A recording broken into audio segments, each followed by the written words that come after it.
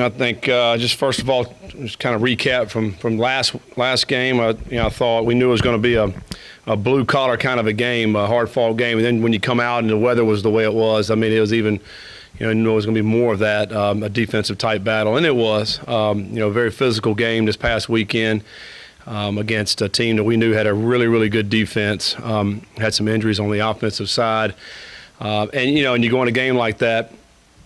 Points are going to be a premium. You leave the first quarter and nobody scored yet in the second quarter, and we hit the nice screenplay with Marshawn to get us down the red zone. Couldn't punch it in, ended up getting 3. And I'm like, man, we feel pretty good. You got 3 points on the board, and and then it's a kind of a back and forth game. I thought special team wise was really the difference in the game. I think overall the kickoff return kind of gave us that edge we needed at that point in time of the game and kind of really sustained it. I think Mark Vasic punted 3 times inside the 20. I thought that was huge. And then, of course, JT making 4 field goals. He's really had an outstanding season for us this year, really bounced back after an average year last year. I'm really proud of the way he's performed and worked at his craft this offseason to be able to do that. And I think, defensively, another great performance by our defense. Really hit the 1 touchdown pass on us. But other than that, making them drive the ball was big. And then, we took care of the football and ended up winning the turnover margin. That was huge as well. If you think about our 7 wins this year, defense has played really, really well. We've won the turnover battle in those games. And then conversely, in the ones we have lost, it's been the opposite. We've given up big plays and we've lost the turnover battle. So I think, certainly, winning formula for us this year. Continue to stay aggressive defensively, win the turnover battle, win the explosive plays, and then you got a great chance to win football games, and that's kind of what we've been doing. Proud of the way the guys have continued to battle and to fight each and every week.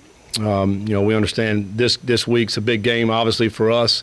Have not played well in this particular game since we've been here.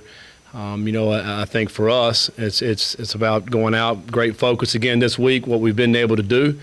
The last month and a half, treat it as today. What can we do today to get better in this particular practice, and have a great week of practice? We know it'll be a physical game, and and hopefully we'll go out and play a great game and get an opportunity to get our 8th win. It's a big thing for us this year, particularly the schedule we've played, the kind of teams we've played this year. One of the toughest schedules in Louisville football history. And to go have a chance to win 8 games was a really, really good season for us. So we're looking forward to this opportunity this week.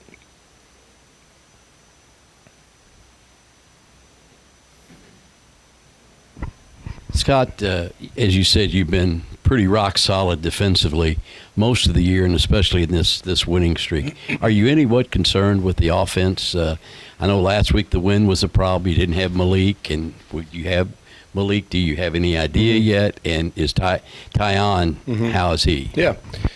Well, Malik is still going to be listed day to day. I think we got a much better chance to have him back this week. We'll see kind of where he stands as the week goes by. He'll go out today and do some things with us today as well. So Tyon, he played a few snaps last week. I think, again, he's still battling, the ankle injury, and I think hopefully this week he'll be to be able to get more opportunity.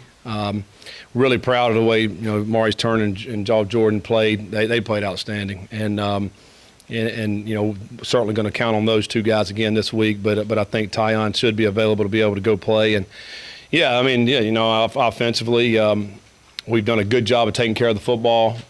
We've hit some big plays at times, and it's not been as explosive as we'd like, I think, at times. And I certainly want to get in the end zone. I think that's been a big thing for us this year, is not being able to score touchdowns. We've had to rely a little bit more on the field goal. But, if you're playing a really good defense and you're in these games, you're going to have an opportunity in the fourth quarter, and that's what we've been able to do to finish out and win these games. And, hopefully we'll be able to continue to do that. But, yeah, if we can score some touchdowns, that'd be great. That'd be awesome. Scott, it's so hard to stay consistent in a season no matter what. When you have so many injuries, how do you kind of explain because you gave up a couple big plays in those games that you lost, but other than that, it's been defensively, you've been pretty consistent the entire time, even with some guys in and out of there.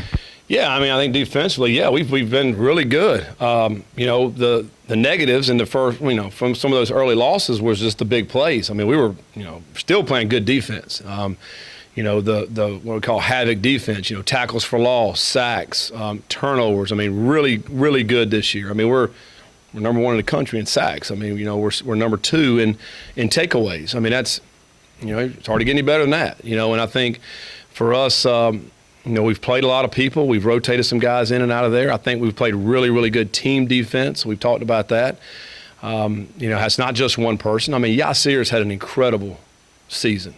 He's, to me, should be the leader for ACC Defensive Player of the Year. And certainly a first-team All-Conference type player. And Yaya's had an incredible year.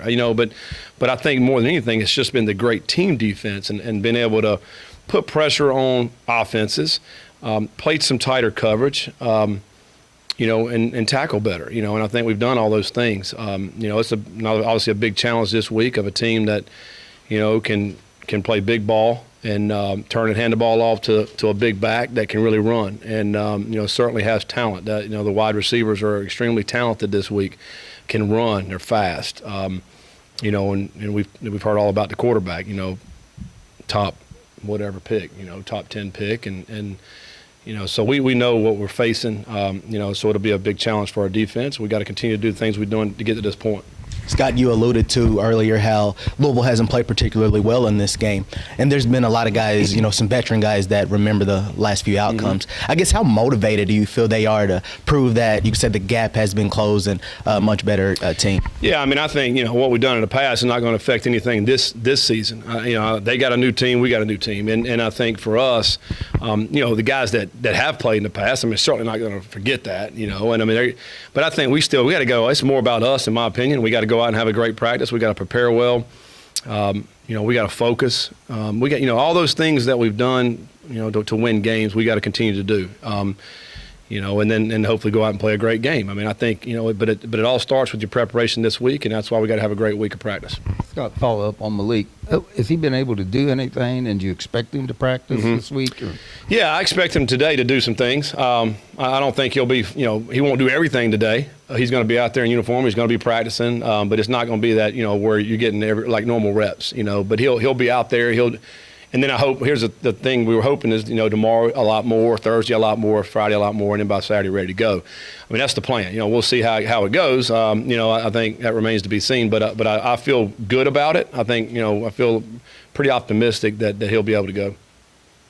You mentioned you haven't played particularly well against them. How much of it has been, have they just been more talented or didn't match up well with them, or they just played well and you guys didn't? Yeah.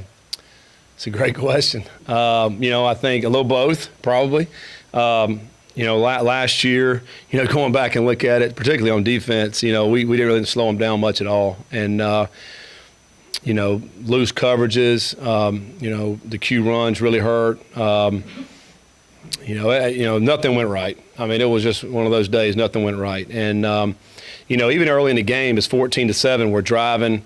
We're getting a little bit of a scuffle on the sideline, and we kind of lost our composure, I felt. And from that point forward, it was straight downhill. And, and then the first year, down there, it was one of the nastiest weather days I've been a part of, raining and cold. And at halftime, I think it was a 4-point game at halftime maybe. It was close. And in the second half, we just didn't slow them down. And, so I think we certainly got to play really good football. We have to play good in all three aspects. We're not good enough just to go show up. I mean, we got to go play. We got to play great football, complimentary football in all three phases to have an opportunity to win this game. We recognize that. And again, we got to have a great week of prep. You mentioned Yasir in his season and the numbers. He has to be up there for Defensive Player of the Year. Yep. Do you kind of push that at all, or do you say, hey, look at the numbers and it kind of shows what it should be? Yeah, I mean, I'm pushing it right now. I mean, I want any kind of accolade our guys can get, and I think they deserve it. I think, I read a stat this week. Our 7 wins, 5 teams have 7 or more wins, and that's the most in the country. And so what our team's been able to accomplish in winning these games against some really good teams, I mean, that should be talked about. And then it also should be talked about some of the play that some of our guys have been able to have. I mean, Yasir, how many guys in the country have done the things he's done this year with the sacks, the tackles for loss, and covering guys 30 yards down the field and getting interceptions. I mean, he's a tremendous player. And on a team that is leading the country in sacks, and he's one of the main guys for that. So I just think he certainly deserves a lot of accolades, and a guy that's stuck it out, and a guy that's been here a long time and deserves the recognition, Both teams, Scott, are noted for their defense, and you mentioned the physical game and so forth last week. Do you expect that kind of game, or is it hard to know? No, I do. I expect that. Their defense is really good. They're big up front. You're talking 330 with two of their D linemen. They keep everything in front and they swarm. Their corners are physical. Sometimes when you think about being physical, you think about offensive and defensive lines. I turned the film on and their corners are jamming. They're all up in receivers' face. So it's going to be a physical game. I mean, everywhere. Not just O line and D line. I mean, it's going to be that way all over. And I think. You have to get your mind ready for that, and we've played good physical football, and we got to continue to do that, and we know that's what it's going to be. Last game of the year for anybody is challenged just because of all you've been through and the depth issues, and you haven't had great depth. Yep. This year, how much has depth played into some of the success you've had, and do you feel like you have maybe a few more options than you have in the past as far as people to use, even though you're banged up? Yeah, I mean, I think it's been good on I think about the defensive side. We've had some depth on that side of the ball. We've stayed fairly healthy on that side of the ball, which has helped. Offensively, we've gotten beat up pretty good this year, and that part's been a struggle for us. And I think you can look and say, all right, well, not scoring as many points this year. Well, that's got a lot to do with it. We've had a lot of guys in and out of the lineup and had to rotate a lot of guys, and I'm talking at every position. They're all of them. I mean, maybe tight end is the only one potentially, but even Marshawn got dinged up a few games. So, I think that's been the biggest challenge offensively, is to find some continuity and to be able to have the guys available. I feel like every week is somebody else. So, to that point, Kandra's back. I mean, he was available last week, didn't really play, but he'll play this week. He'll be back. So that's going to be better for us. That's a 318-pound lineman that we'll be able to put in the game. I think that'll help us up front. But the biggest thing, there is hopefully we'll have most of our guys back this week on offense to be able to play a lot of guys. What is the status of your running back room? You have Jordan, you have Tyon, but we haven't seen Cooley or Mitchell for a while. Yeah, I mean, I think we're probably going to stick with those three guys that we mentioned. Tyon to be the third guy that'll be available this week. I mean, he was close last week too. I mean, it was kind of if you need him, play him. And he got in there. I think he got 2 carries, but we didn't need him. And I think I was really proud of Maurice too. I mean, he's a true freshman guy that came in here, and then we basically played the fourth quarter for us. Ran hard, stuck his foot in the ground, and got north and south. Can make some plays. I was really, really proud of him and Jordan. Both of those guys have great attitudes. They come to work every day, don't say anything, and go out there and perform. They're not very big, but they can catch the ball out of the backfield and they can make you miss. And I think in the explosiveness that we saw from Jordan obviously was the difference in the game last week. 2-part question. And when this game is over, you've got a month of recruiting and a bowl preparation and that kind of thing. Do you get involved in the bowl stuff, or let Josh and those guys handle that kind of deal? Do you have any, will you tell them anything? And then about the recruiting, how crazy with 1 month left is it going to be for you guys? Extremely crazy. The craziest in the history of college football this December. For everybody. You talk to any head coach out there, they're going to tell you the same thing. I've gotten a little bit involved with that. I mean, our operations staff has really taken a good look at kind of mapping out some things of hypotheticals, kind of where we potentially would be, and then where we need to and how we need to practice, the days we need to practice, and how do we need to recruit. As you know, they just passed a rule next week. Normally we're out on Sunday, after this last game. Well, that's a dead week next week. So we're in, and then Friday we can go out. So we'll be here all next week, meeting with our players. This is different. We're in this era now of transfers and transfer portals, and so next week every school across the country will be meeting with their team, and every position coach figuring out, all right, what's your plan as we move forward, and we'll do that, and then we'll go out and recruit next weekend, and probably the first of the following week, and then the plan now is to come back in and practice a little bit on the weekends, Thursday, Friday, Saturdays, with our guys getting ready for bowl prep, bring in recruits whenever we can, whenever the dead period opens up. The signing period this year is the 21st, which is a little bit later, so we're actually going to have next week's dead, but we're still going to have 2 full weeks of recruiting, and really 3 weekends to bring recruits in, and we'll certainly bring them in. We talked about a lot about, you guys have written about our commitments in high school, but December 5th, the portal's going to open up, and there's already guys that are already in the portal now from lower level programs because their season's over, and we'll be able to bring in some guys from the portal at that point in time. If we go back and look at the guys that we've gone and gotten last year, they've really helped our team, and huge impacts for us. And so we'll dip into that again this year and hopefully get some impactful players. Coach, we hear stories about fans being kind of off the rails about rivalry games. Do you get much of that, or have you gotten much of that in your time here of people being kind of unreasonable about this game?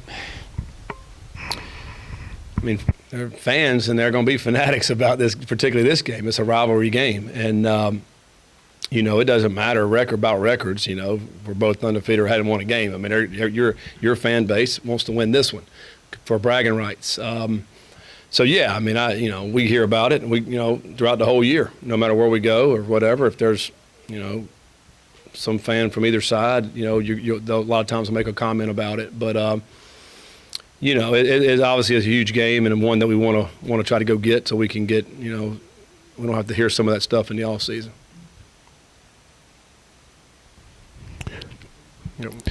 I'm curious what kind of advice you've had for, if any, for Kenny Payne and what he's experiencing with some early struggles and how you've managed to turn it around. If you've had any advice for him. Yeah, I mean, I think, KP's got a plan. And he's got to work his plan. And I think when you face adversity and you go through some tough times, and which he knew was going to be a tough season. I mean, he knew it was going to be hard.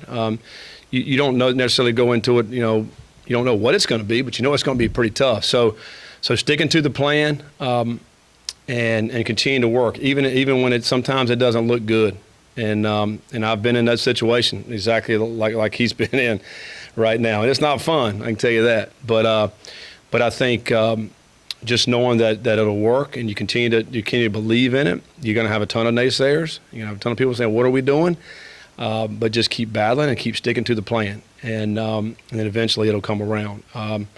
It happened for me at App State my first year. I mean, we were 4-8. The next year started out 1-5, and then we won a ton of games. So I think this season this year, we faced a lot of the same things. But you just stick with the plan, continue on, and do things right. And I know KP will, and that's what he's got to do. One other thing about the Kentucky game, you said last year it's 14-7. You're driving. There's a little scuffle on the sideline and all. Will you talk to the players before the game and kind of warn them, because there have been some scuffles, not only here, up there in this rivalry?